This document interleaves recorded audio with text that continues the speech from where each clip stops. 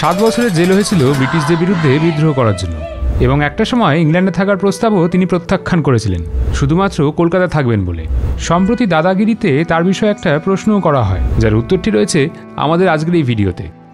স্বাধীন ভারতে প্রথম মিস্টার ইউনিভার্স তিনিই হয়েছিলেন, এবং তার ডায়েটের প্রধান খাদ্য ছিল পান্তা ভাত। আগে হ্যাঁ, প্রোটিন শেক নয়, কোনো সাপ্লিমেন্ট নয়, শুধু পান্তা ভাত। আমরা আজকে কথা বলছি বডি বিল্ডার মনোহর রাইচকে নিয়ে। তিনি সবসময় বলতেন কলকাতার মতো আবহাওয়া নাকি কোথাও নেই, এমনকি ইংল্যান্ডেও নেই। বডি বিল্ডারদের জন্য আদর্শ পরিবেশ একমাত্র কলকাতা, এতটাই টান ছিল তার বাংলার প্রতি। বিশ্বশ্রী মনোহর রাইচকে তো সবাই চেনেন, তবে তার যে আরও একটা পরিচয় আছে সেটা কি জানেন? শুনলে হয়তো আঁতকে উঠবেন যে তিনি নাকি একসময় জেলও খেটেছিলেন, তবে চুরি ডাকাতির জন্য অবশ্যই নয়। মনোহরের 7 বছরের জেল হয়েছিল ব্রিটিশদের বিরুদ্ধে বিদ্রোহ করার জন্য। তার সবচেয়ে পুরনো ছাত্র ক্ষিতিশবাবু বলেছিলেন, কেউ হয়তো বিশ্বাস করবে না যে উনি 4 ফুট 11 ইঞ্চি হওয়া সত্ত্বেও রয়্যাল এয়ারফোর্সে কাজ করেছেন। এয়ারফোর্সের একজন অফিসার ছিলেন রিউব মার্টিন। মনোহরের শরীরচর্চা প্রীতি দেখে তিনি তাকে উৎসাহ দেন এবং আধুনিক অনেক শরীরচর্চা পদ্ধতির সাথে তাকে পরিচিত করান। কিন্তু বেশি দিন তিনি চাকরি করতে পারেননি। আসলে ওই সময় একটা নিয়ম ছিল, রাতে ব্রিটিশ অফিসারদের ডিনার পরে যে খাবার বেঁচে থাকতো সেটা সকালে ভারতীয় সৈনিকদের দেওয়া হতো। আর মনোহর দাস সেটা খেতে শুধু অস্বীকার করেছিলেন তাই নয়, প্রতিবাদও করেছিলেন, যার ফলে 7 বছর সাজা হয়েছিল তার। যদিও 4 বছরেই সেই সাজা শেষ হয়ে যায়। তখন আমাদের দেশ স্বাধীন হয়ে গেছিল। লাহোর, পেশোয়ার ঘুরে হাজতবাদ শেষ হয়েছিল আলিপুর জেলে। তবে এই 4 বছরের হাজতবাসের সময় বডি বিল্ডিংয়ের চর্চায় পুরোপুরি ডুবে যান মনোহর রাইচ। তার মনে হতে থাকে তিনি তো চাইলে বিশ্ব বডি বিল্ডিং প্রতিযোগিতায় যেতেই পারেন, আর যেমন কথা তেমনই কাজ। এর জন্য প্রস্তুতি নিতে শুরু করলেন তিনি।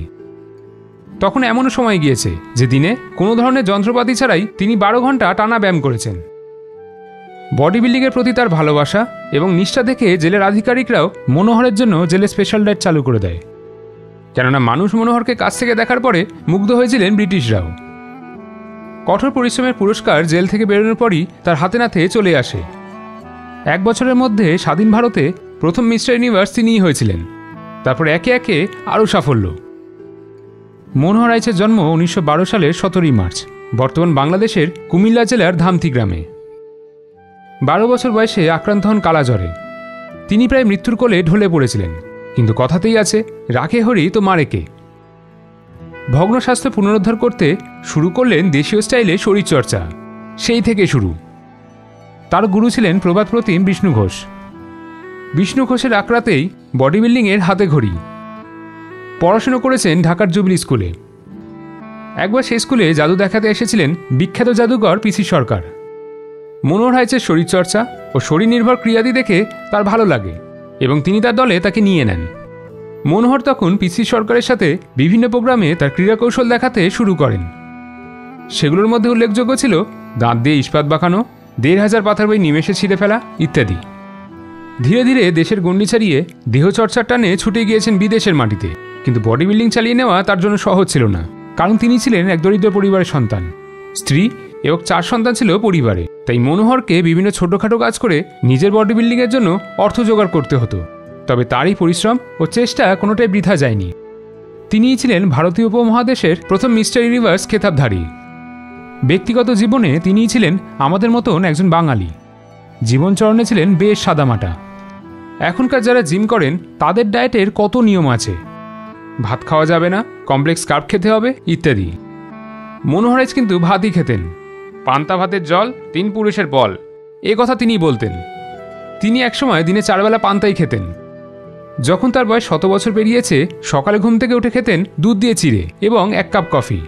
দুপুরে ভাত, ডাল এবং সবজি কিংবা মাছ। বিকেলেও কফি থাকতো, আর রাতের বেলায় আবার ভাত। কখনো কখনো ফলের রস খেতেন দিনের বেলায়। সপ্তাহে 3 দিন মাংস থাকতো খাবারের তালিকায়।